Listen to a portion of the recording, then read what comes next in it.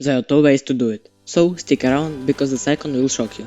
Go to Image, Adjustments, HDR Toning. In the opened panel, go to Edge Glow.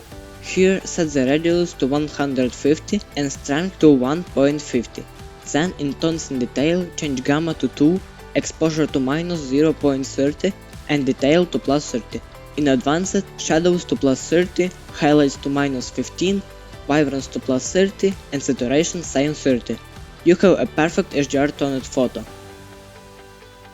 But in this photo, we will adjust only the main object like the biker and rod to highlight them.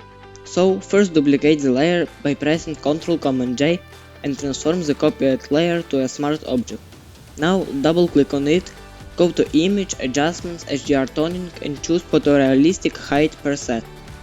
Go to the main image and holding Alt make a mask. Now where the magic happens, choose a mask and paint the object you want to highlight with a white brush. Don't forget to set opacity and flow to 100%. While I am painting, please like this video and subscribe to my channel to see my next videos.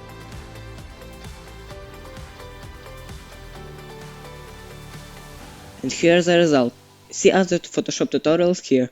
Happy shooting!